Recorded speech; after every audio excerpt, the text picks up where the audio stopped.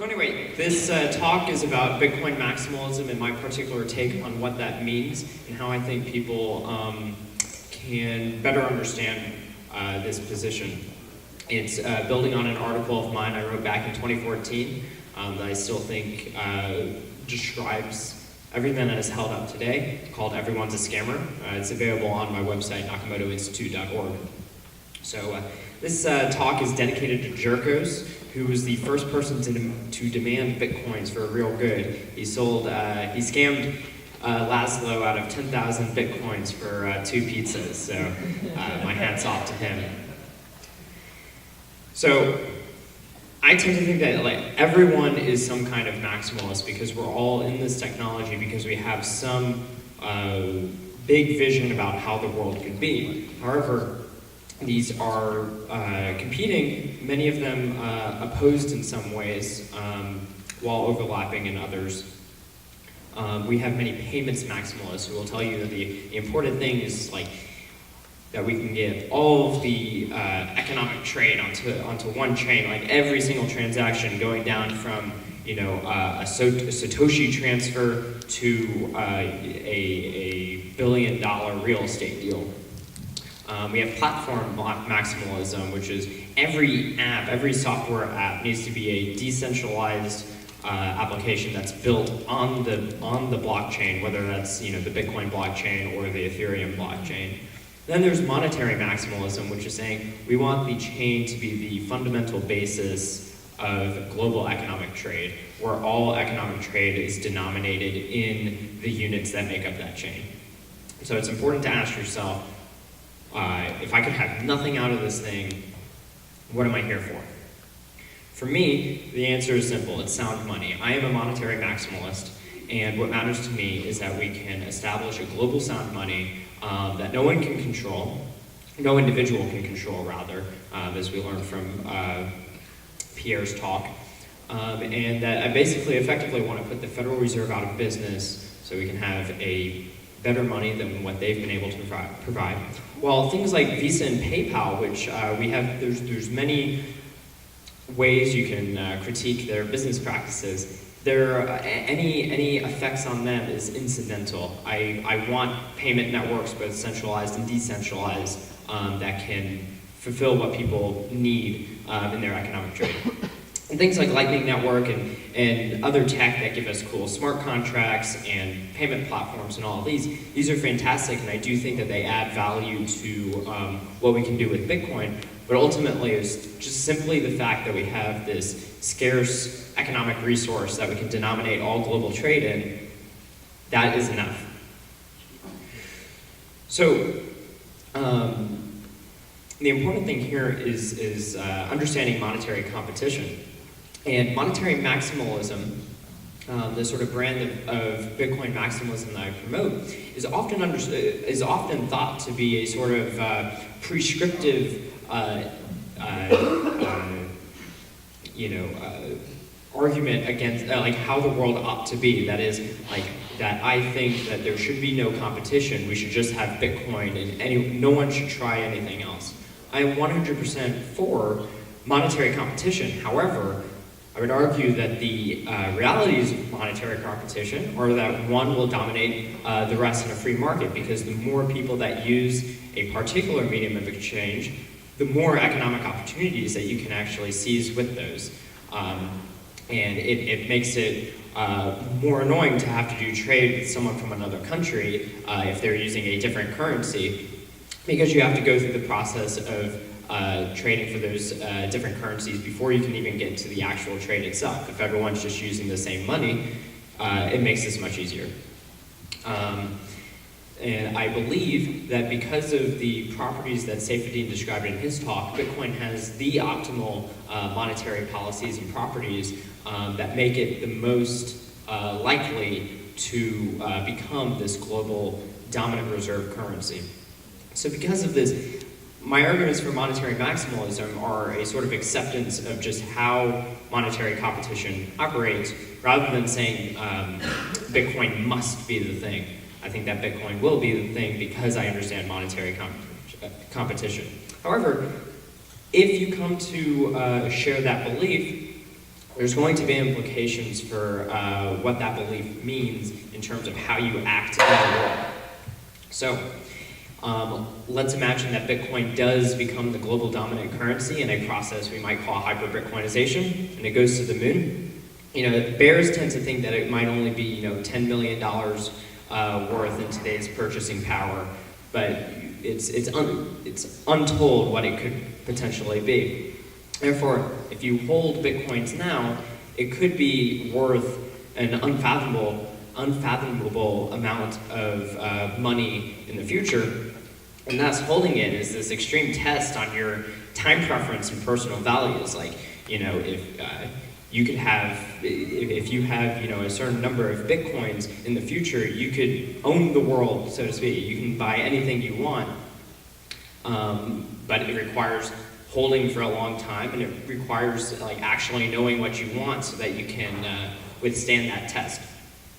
So there is no correct answer because everyone has their own personal time preferences and values and such, but there are a lot of ways in which people can scam you on these grounds, and that you can maybe not live up to your potential because you underestimate how you can make use of your preference and values.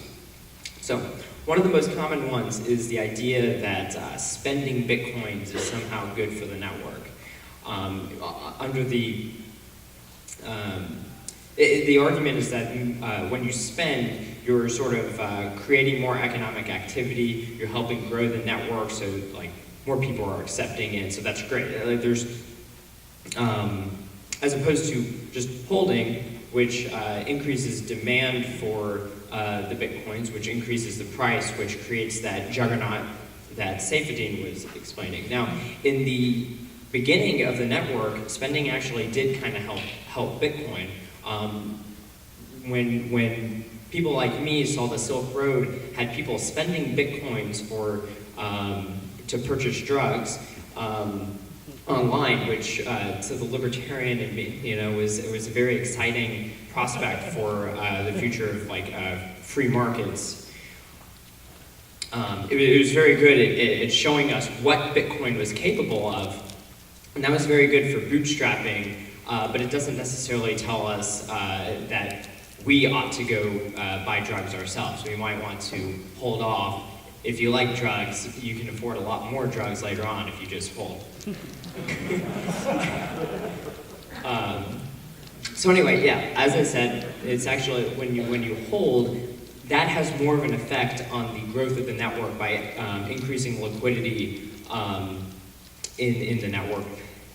When a merchant wants your Bitcoins, they're just trying to take your money and give you something for it. But it's not the fact that you're spending Bitcoins that's helping the network. It's because if a merchant is demanding Bitcoins, it means they themselves want to use it as a store of value or their own medium of exchange for whatever business purposes they have. And thus, that side of the equation is what's more sort of growing the network. But you actually dishodling, it does not have that same effect. In fact, if you refuse to hodl, it means the merchants have to do more to get those Bitcoins out of you, which means, like we said, the price of Bitcoin is going up. So this actually brings up a very important distinction that a lot of people have failed to make, which is understanding the difference between medium of exchange and method of payment. A medium of exchange is simply a good that you purchase for the purpose of indirect exchange, something that you buy for no other reason than because later on you can sell it to someone else to receive a good. Method of payment, on the other hand, is merely the way that you're transferring this good. So when you use Visa, you're swiping your card as a way to somewhere on a ledger move where there's that dollar ownership is going.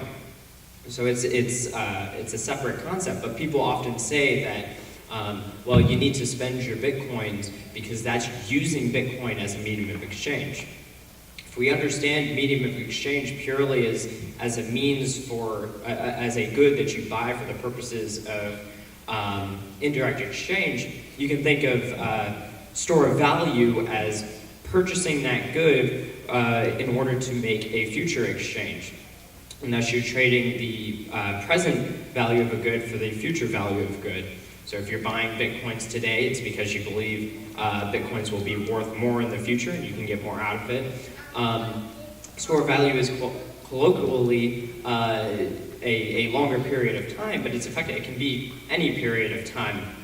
So in this sense, store of value itself is not quite distinct from medium of exchange. So if someone is trying to get you to miss out on future gains from your Bitcoins that you may actually want on the basis that you're not using it as a medium of exchange, the fact that you're using it for future exchange, whether it's future in a week, future in a year, or future in many generations down the line, you're still using it as a medium of exchange.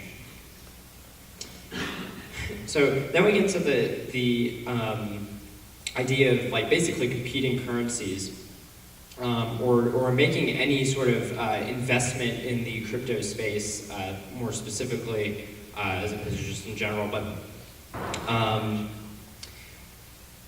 when you believe that hyper-Bitcoinization is going to happen, or has a very high chance, and that's part of what drives your investment decision in Bitcoin, any investment, other investment that you make needs to be priced in Bitcoin. The returns need to be looked. If I only held Bitcoins, how did my investment do compared to that? And so far, the track record is mostly pretty terrible. We have an endless graveyard of altcoins who have died over the years. That being said, some of them do very well in the short term. So for instance, in my original 2014 article, this was before Ethereum had come out, and I actually was not so sure that Ethereum would actually be a real working network. And I was clearly wrong. However, despite Ethereum now having been, had you gotten in on the pre-sale, you have done phenomenally well in that short term. That doesn't necessarily tell us about the very long-term potential. So if your thesis has to do with a hyper-Bitcoinization world, the actual time period in which you want to hold Ethereum versus Bitcoin is still not so certain. And the question we have to ask when we're thinking about these long-term investments is, well, can it be Bitcoin as money? And if yes, then consider it carefully and look at what its potentials are.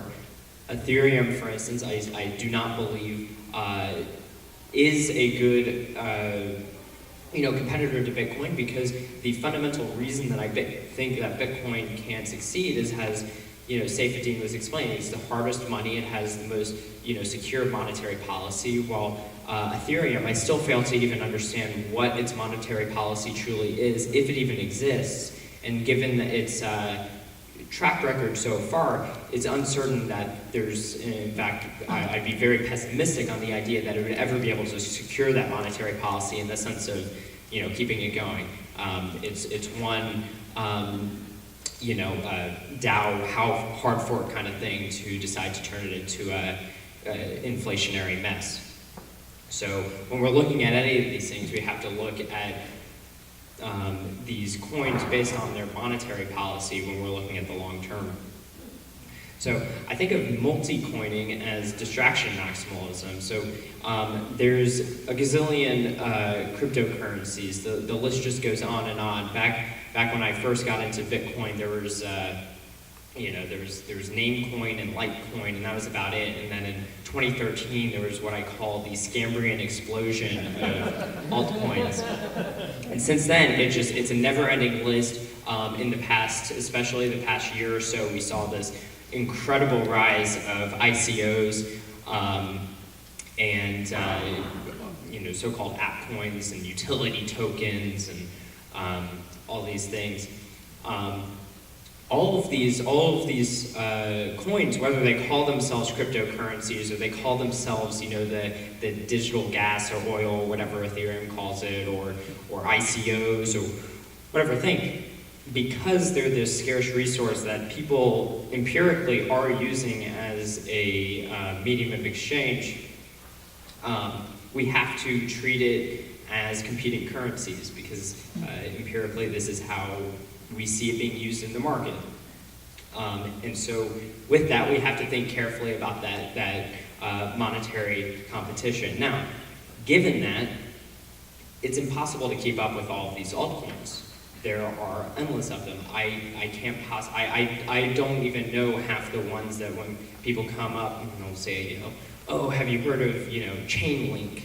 And I said, no, I don't know what Chainlink is, because it just came out yesterday and I'm not on the esoteric altcoin trading boards that talk about these things.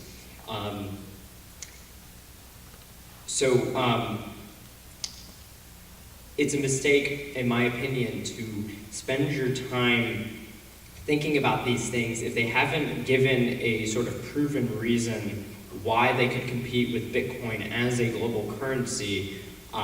To spend your time doing that when there is so much work to be done in the Bitcoin space itself.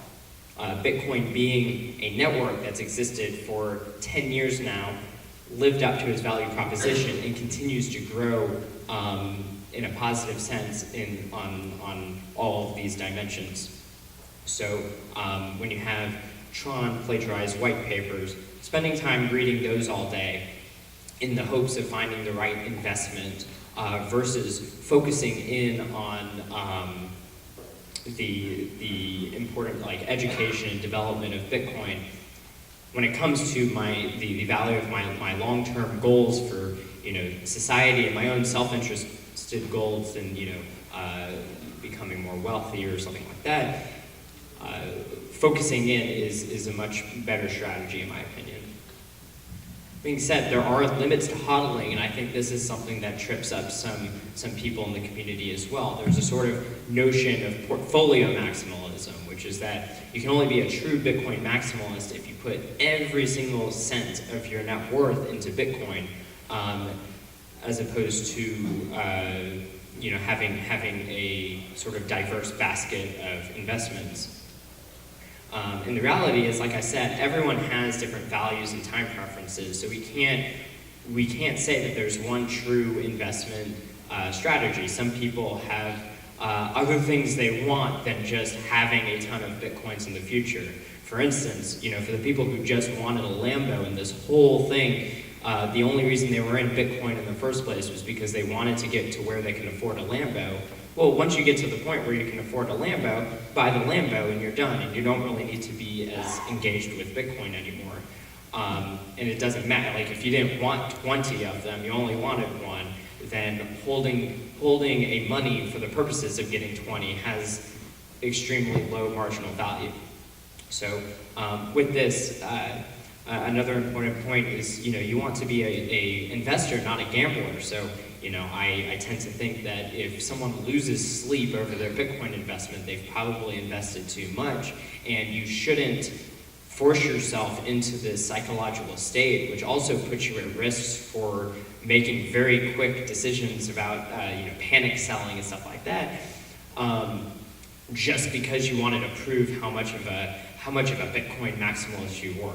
A Bitcoin maximalist simply has that positive economic belief that Bitcoin will take over. That doesn't necessarily mean that you also personally have to be fully invested in Bitcoin. You can, invest in just time and land, whatever it is that you're interested in.